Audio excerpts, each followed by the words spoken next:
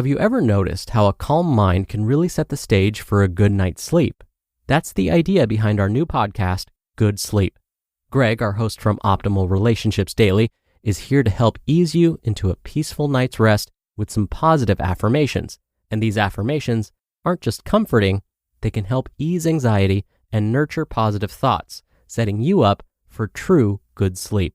So, press play on Good Sleep tonight because a good tomorrow starts with a good night's sleep. Just search for Good Sleep in your podcast app and be sure to pick the one from Optimal Living Daily. This is Optimal Health Daily, episode 2312. Everything you need to know about your nervous system by Kate Hesse of nourishing.com. And I'm Dr. Neil, your host and narrator. Hey there, happy Monday. Thank you so much for being here and welcome back to a new week of Optimal Health Daily. This is where I read to you from some of the best health and fitness blogs on the web, kind of like an ongoing audiobook. And with that, let's get right to today's post as we optimize your life. Everything you need to know about your nervous system by Kate Hesse of nourishing.com. If you've had a conversation with me about stress, you've probably heard me mention the sympathetic and parasympathetic nervous system responses. You know how in commercials for prescription drugs, there's a whole host of side effects and contraindications the announcer runs through toward the end of the commercial? When I mention either of these nervous system responses, I have a similar ticker running through my brain of all the different ways they impact you. So in an effort to share the knowledge that I don't always convey, here are the ins and outs of why you should care about what state your nervous system is in. What is the sympathetic nervous system response? While your sympathetic nervous system might sound sweet and kind, it's actually anything but. The sympathetic nervous system is actually more like a hypochondriac or a conspiracy theory nut than your kindest friend. It's often referred to as your fight, flight, or freeze response and is your body's reaction to stress. When triggered, the sympathetic nervous system response activates your adrenal system, flooding your body with adrenaline, also known as norepinephrine, and cortisol. Adrenaline is often credited with giving mothers the strength to lift cars off their babies, and cortisol is referred to as the stress hormone. As these hormones flood your system, your heart and respiration rates increase, bringing more oxygen into the body and sending that oxygen to your muscles. And all resources in your body move to your extremities, preparing to give you the strength to engage in life-saving actions. So, what's wrong with it? In terms of evolution, this made a lot of sense.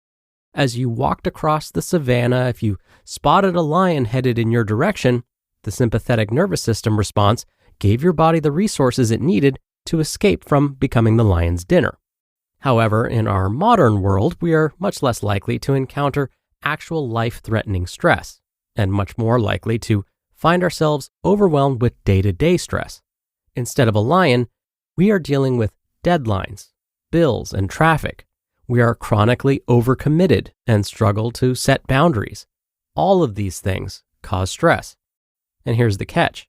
Remember I compared the sympathetic nervous system to a hypochondriac or a conspiracy theory nut?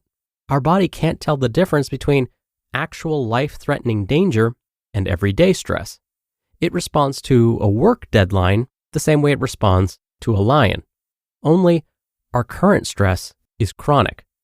Back on the savannah, if you didn't escape the lion relatively quickly, you were probably dinner, and it didn't matter anyway.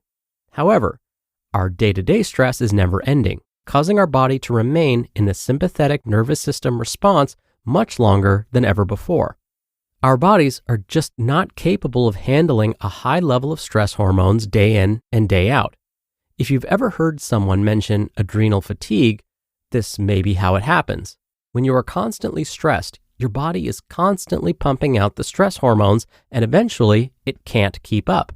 Just like a car with an empty gas tank, once you drain your adrenals, you will also stop going. Okay, but what's the alternative? Enter the parasympathetic nervous system response. This is often referred to as your rest and digest mode. Go back to the savannah again. Once you escaped from the lion by getting into your nice, safe cave with an entrance too small for the lion to squeeze through, your body would switch from the sympathetic to parasympathetic nervous system. With the cause of your stress gone, you no longer need adrenaline and cortisol flooding through your body, and your resources no longer need to be dedicated to your extremities. A fast run or hand-to-hand combat are no longer imminent. Your heart and respiration rates slow, and as your body reallocates your energy, your digestive and reproductive systems begin to function normally again. That all sounds good, but why is the parasympathetic nervous system so important? When you are in a parasympathetic nervous system response, it's the equivalent of parking your car at the gas pump. You are refilling your tank so that when you again face stress, you have what it takes to get through the situation. During sympathetic nervous system response, your digestive and reproductive systems all but shut down. So, that big lunch you had before embarking on an afternoon packed with stressful activities will still be there when you try to pack a full dinner on top of it. So it's no surprise you go to bed at night feeling overfull. Follow this trend over the long run, and you end up with unhealthy weight gain, especially in the belly area due to excessive cortisol, which causes fat to deposit in this region, and increasingly poor digestion. And with this weight gain comes a whole host of additional adverse health factors. So, how do I get from my sympathetic to parasympathetic nervous system? The flip answer is just stop stressing. Then your body will shift from your sympathetic to parasympathetic nervous system. But the actual practical, realistic answer is to implement several tools and techniques which will help you trigger your parasympathetic nervous system to engage. Remember that these nervous system responses have an impact on your respiration rate. By taking slow and intentional breaths, you send a message to your body that it should be in a parasympathetic nervous system state. This is a simple technique you can use throughout your day. Regularly engage in other activities which help reduce your stress level, including yin and restorative yoga practices, walking and time in nature, meditation, mindfulness practices, reading an enjoyable book, and anything else which leaves you feeling rested and nourished. These will help to shift your body from sympathetic to parasympathetic nervous system responses. This is an ongoing practice. Don't expect that overnight you will be able to shift from spending most of your time in your sympathetic nervous system to your parasympathetic nervous system, unless you're willing to walk away from everything in your life which can cause you stress, like your job, relationships with partners, friends and family, your house, bills, and so on. The stress will still be there. The goal of finding a healthy balance in your life is to eliminate stress where possible, and then develop tools to help you regularly and consistently shift away from the stress that remains. This is a great place to introduce your slow and intentional breath work or any other practices that resonated with you in the previous section. If it feels really difficult at first, that's because you're doing some tough work. It took you years to get to the level of stress you're currently in. Don't expect yourself to be able to totally change gears in a week. However, as you work with these techniques, you will find it becomes easier and easier for you to shift from stress, anxiety, and overwhelm into a more relaxed and easy state. You just listened to the post titled Everything You Need to Know About Your Nervous System by Kate Hesse of nourishingtbreathe.com. Is hiring challenging? Yes. Do you love a challenge? Also yes. You need a hiring partner that can help you rise to the challenge. You need Indeed. Indeed is the hiring platform where you can attract, interview, and hire all in one place. Instead of spending hours on multiple job sites searching for candidates with the right skills, Indeed's a powerful hiring platform that can help you do it all. With Instant Match, over 80% of employers get quality candidates whose resume on Indeed matches their job description the moment they sponsor a job, according to Indeed Data US. One of the things I love about Indeed is that Indeed shows you candidates whose resumes fit your description immediately after you post, so you can hire faster. Start hiring now with a $75 sponsored job credit to upgrade your job post at Indeed.com/health. Offer good for a limited time. Claim your $75 credit now at Indeed.com/health. Indeed.com/health. Indeed.com/health. Terms and conditions apply. Need to hire? You need Indeed. What do you call a person who speaks 3 languages? Trilingual. Someone who speaks 2? Bilingual. Someone who speaks 1? American. Only 22% of Americans speak a language other than English at home. Start learning a new language this fall and be the exception. With Babbel, you start speaking a new language in just 3 weeks. Instead of paying hundreds of dollars for a private tutor or fooling yourself with language apps that are little more than games, Babbel's quick 10-minute lessons are designed by over 150 language experts to help you start speaking a new language fast. And for me, I love Babbel because it teaches you to speak the way native speakers do, lingo and all. So having real conversations is much easier. Here's a special limited time deal for our listeners to get you started right now.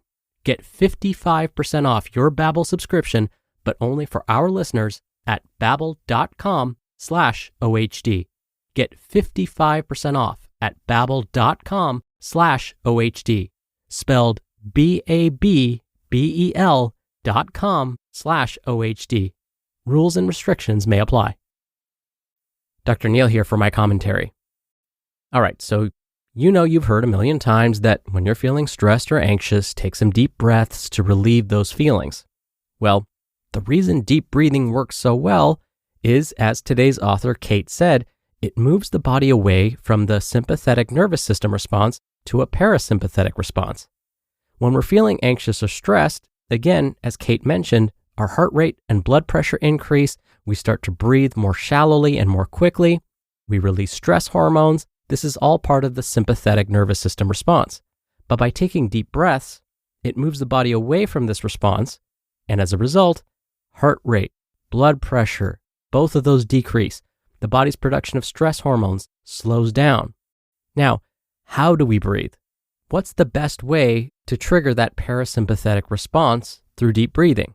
Well, think of it in 4 phases, where phase 1 is, of course, when you take the air into your lungs, and you could take that air in through your nose or mouth, doesn't matter. Phase 2 is where you pause for a moment, holding the air in the lungs. That's an important step. Phase 3, exhale the air through the nose or mouth. And the last phase is another slight pause. We need to repeat these phases at least 5 times. You can repeat it more depending on how your body responds. But usually, breathing through these 4 phases at least 5 times will start to lower that sympathetic nervous system response and shift you over to a parasympathetic response. All right, that'll do it for the Monday episode. I hope you're having a great start to your week, and I'll be back here tomorrow as usual, where your optimal life awaits.